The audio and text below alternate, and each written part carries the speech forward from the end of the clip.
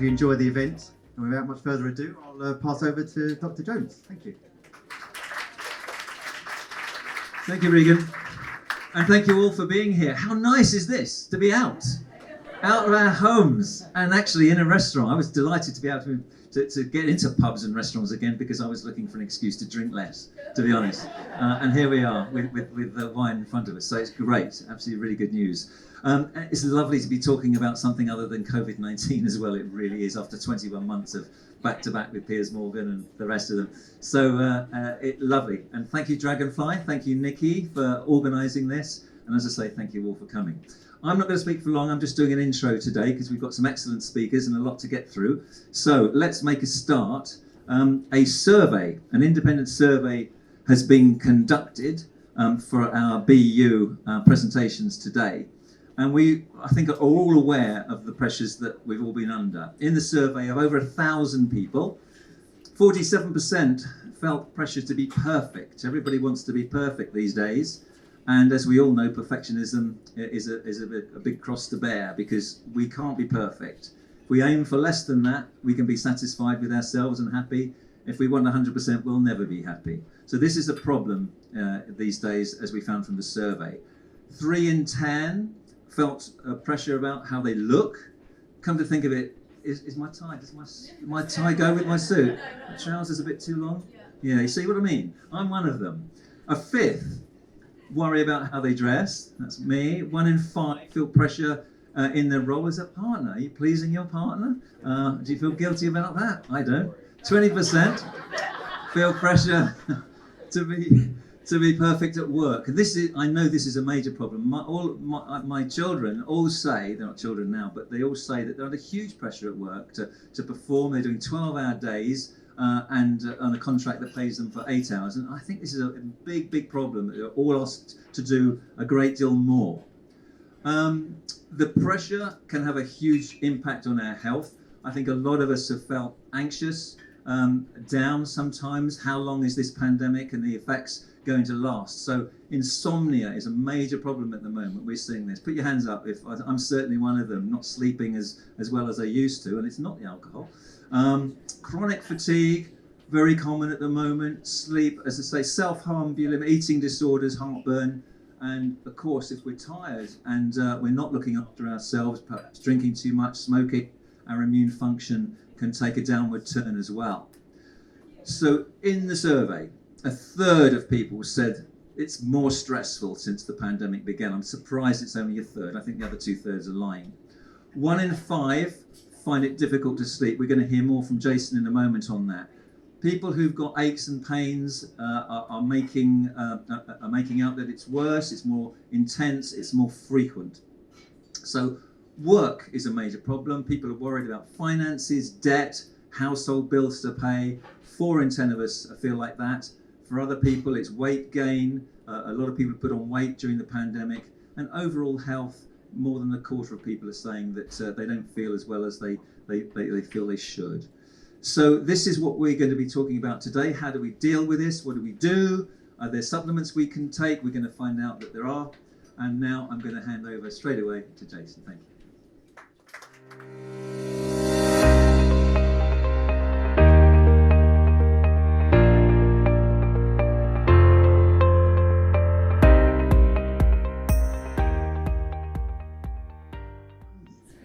So I always like to start with the question, how many of you sleep? Good. How many of you have experienced a bad night of sleep? Yeah. So what we do know is, although we haven't got a definitive idea about what sleep is for, what we do know is that sleep is intimately tied to physical health, psychological health, and emotional health. And as we can see, the impact of sleep in terms of what it does to us on a short-term level, we're going to have problems concentrating. Our memory will be poorer. We're certainly not going to be nicer to our partners in the morning. How many people have a bad night and woken up by the partner saying, "How did you sleep, dear? Die." Generally, that's how it works. But in the longer term, we start to see associations between not getting enough quality, quantity, or even the timing of sleep right and physical and psychological health problems. So it's important for us to try to protect our sleep. 73% of people in the survey noted that sleep impacts on physical health. That's beautiful. That means that people can start valuing sleep a little bit more. But, of course, we've gone through a pandemic. And one of the biggest issues that we have seen is the impact that it has on people's sleep. What's very interesting about that is the opportunity for sleep has increased. So the opportunity for better sleep is there. You're not commuting. There haven't been times where you've got to be up early or work a later night. But the problems of sleep have increased exponentially. 33% of people simply cannot switch off at night. What's causing it? Now, previously, before my pandemic life, and I would see my patients, it would be the birth of my first child. It would be, I've done shift work in the past. Today, financial worry, workload, COVID. These are the main drivers as to why, even though there's an opportunity to sleep, people aren't getting it. So we've got to start working towards that. 4 in 10 people admit that they feel tired all the time. Fatigue, it's what Hilary was just talking about. Sleepiness, fatigue, difficulties with insomnia. How are we going to try and fix it? How do people manage their own sleep? And this is interesting because 58% of people are going to rely on prescription medication. Now, I work in the area of non-pharmacological management of sleep because I know that the pharmacological management of sleep creates quite a lot of difficulties for people. Medication isn't really the answer beyond a very, very short-term dose. But 58% are taking prescription medication. 42% are taking a herbal remedy, and that's beautiful, that's nice. We need to talk about efficacy, which we're going to find out all about the efficacy of CBD today. 26% are taking CBD. Well, that needs to probably come up a bit more in terms of number. But interestingly, 61% of people really don't want a pharmacological option. They want a safe, natural therapy to help improve their sleep. This is an opportunity. And this is a beautiful opportunity to help manage the sleep problems that we're seeing because of COVID in relation to a healthy, natural progression. The one thing you've got to remember about sleep is that sleep likes to correct itself. It is a self-correcting mechanism. It just needs a little bit of help. And that help doesn't tend to come from medication. It tends to come from helping the internal mechanisms work more effectively. My second favorite topic is always stress. You can't live without stress and sleep. They are very, very intimate but unfortunate bedfellows. So let's talk about stress. What is stress? Stress gets quite a bad reputation, doesn't it? We all talk about stress. We're all stressed. Evo. Actually, stress can be very healthy. It can be normal and natural. What stress is, it is your body's ability to create and manage hormones in order for you to meet the challenges of your daily lives. Whether that be walking, talking, managing a partner, managing a workload. Stress only becomes problematic when either there's an inappropriate response or the response doesn't stop and you're producing hormones which are related to stress, cortisol, adrenaline, and they either don't stop, they go up too high, or they don't respond at all when you are stressed. So stress in itself is quite a neutral construct. It's trying to keep us healthy and happy. What about the survey? What does it say about stress? Quarter felt stressed 3 to 5 times during the last month. That's quite a jump up from what we've seen previously from the epidemiological data out there. 23% are talking about being stressed out more than 10 times. So we're seeing quite a big issue around people's stress. Over a third are describing their life as more stressful because of the pandemic. I think we can all pretty much agree with that one, yeah? How many people have felt more stressed over the pandemic? Could everybody who did say no to that come to my office, because I really need to study you? I need to find out exactly what's wrong here. 22% said their life had become a lot more stressful. I can tell you from personal experience, it has become a lot more stressful, even for someone as brilliant and beautiful as me. Younger people, and this is very interesting, what we would normally associate or assume to happen is that our older adults would be more affected by the stress, the sleep loss, and those associated problems. But actually we're seeing it in our younger people. Younger people are reporting a lot more insomnia, a lot more disrupted sleep, and certainly a lot more stress. That does have longer term implications. If we start to look towards preventative medicine, lifestyle medicine, this is where we've got to head. We've got to look at our younger people in terms of stress and sleep. So what are the signs? How do you know you're stressed? Anyone know how they feel stressed? We generally talk about stress in two ways. Its impact on the physiological system, heart racing, blood pressure increasing, problems sleeping, sweating. But we also talk about there being emotional types of stress. The emotional types of stress, anxiety, depression, irritation, poor mood. So we're seeing across the whole trajectory of stress, it's not just that people are becoming physiologically stressed during the pandemic, they're also becoming very emotionally stressed and socially stressed. How many of us have suffered from social distress, either because we're not seeing people, or even more so now because we're being forced to go and see people? How many of us have got used to that? Oh no, I couldn't possibly come out. Oh no, no, no. But we're starting to see stress across a whole trajectory: physical, psychological, emotional, social. What's causing it? Now think about what I've just said about sleep.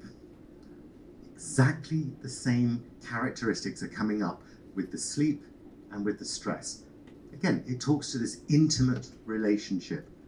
Work is the single biggest issue that's causing people stress right now. 42% of people are reporting that their stress is related to their working lives. Money, again, meets in with what we're talking about in terms of sleep. Money, finances, debt, household bills. 40%. So we're covering 80% of the people in that survey are reporting the same issues which are related to their stress response and their sleep response. So therefore, that gives us two opportunities. Do we address the stress to help manage the sleep? Do we address the sleep to help manage the stress? Or can we find a trans-diagnostic way to manage both?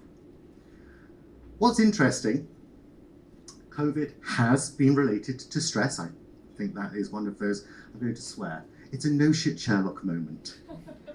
I do believe that COVID has caused us a wee bit of stress. 4% of people are saying that it has. But here's an interesting point. Weight. Weight is a cause of stress for 29% of people. Did you know that between stress and sleep, they are very good single predictors of how much weight you put on? I should really create the sleep diet, shouldn't I? I'd make a fortune.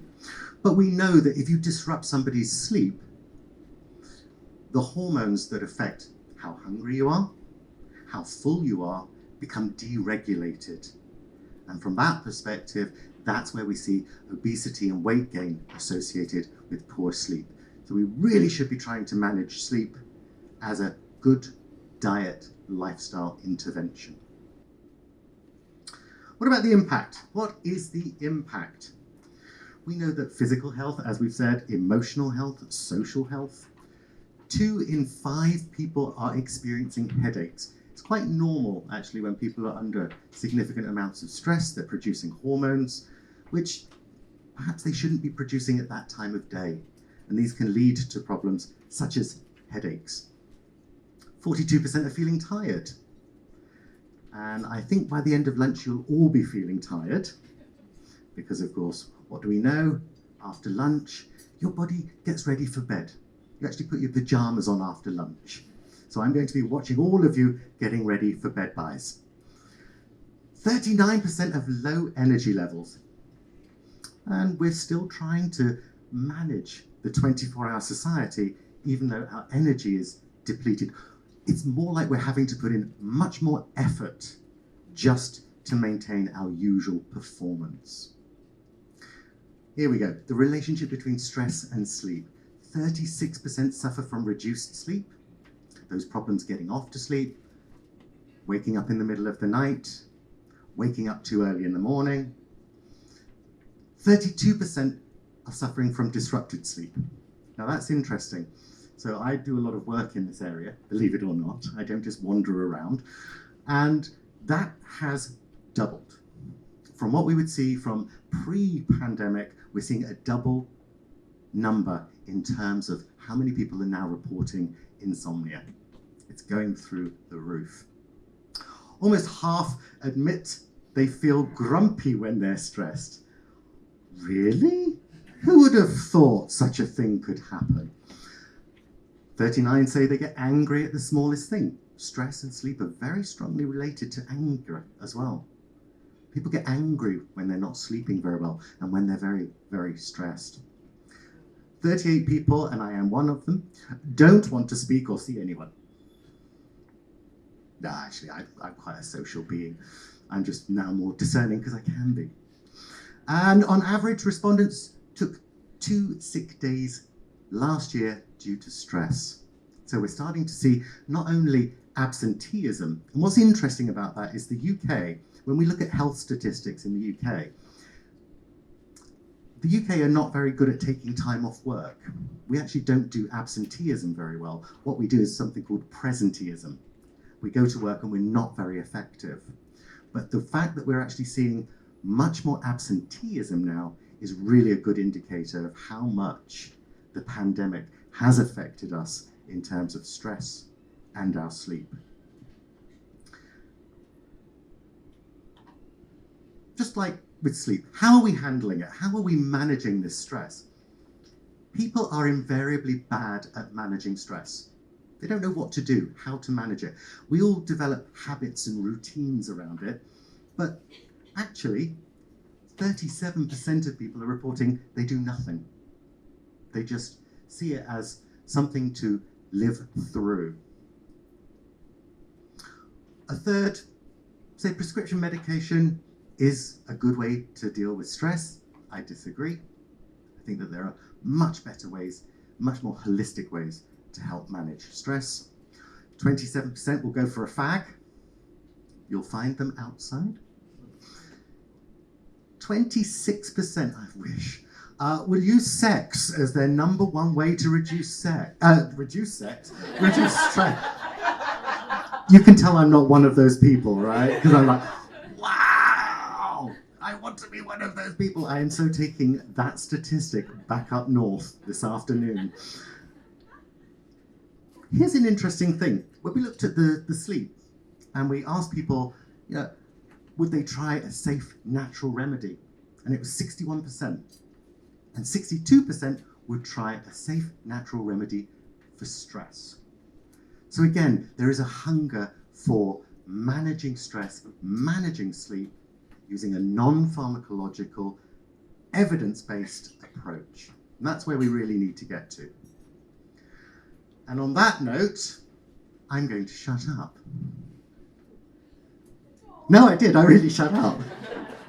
I'm going to hand over now to Sultan.